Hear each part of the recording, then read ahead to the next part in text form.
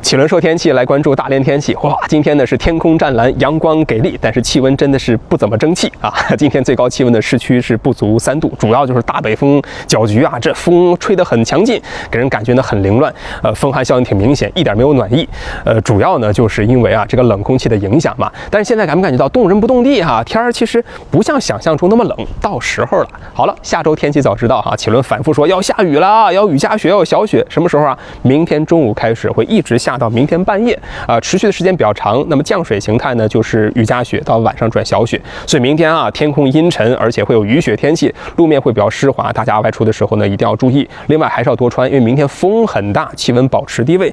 明天这个风啊，真的是很多变。上午的时候呢是西南风转东南风是4到5级，中午呢就转偏北风5到6级，阵风7级。到了晚上呢，偏北风阵风风力还会达到7到8级。所以呢，明天啊，这可以说是风雨雪交加啊，气温呢是走低，最低气温是零下1度，最高气温呢只有0上5度。北部地区啊，最低气温呢会更低，大家明天一定要坚持哈，一定要多穿啊，一定要注意防寒保暖不过呢，持续的时间不会很长，因为从周2开始，晴好天气回归，然后从周3呢，暖气团强势霸占，届时呢，气温将会噌的一下就上去了，火箭般的向上蹿升，旱地拔葱。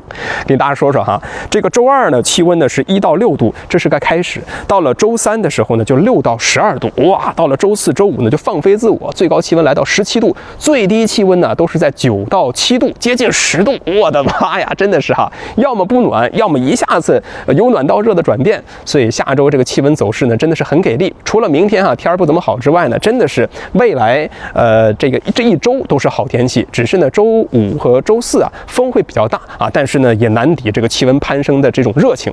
所以下周呢，大家出门的时候呢，不用穿的很多，可以像启轮这样哈，叫洋葱穿衣法，就一层一层多穿几层，方便穿脱。总之呢，下周天气呢，除了明天之外呢，都是好天气相伴，气温呢是很给力啊！大家有空啊，多到户外去活动活动，感受一下这把可以说是早春的气息了哈。真的是非常不错。但是呢，要注意哈，多喝点水。另外呢，早晚温差会比较大，适时的调整您的穿着，小心着凉感冒。好了，好天气好心情，启轮实时给您关注大连天气。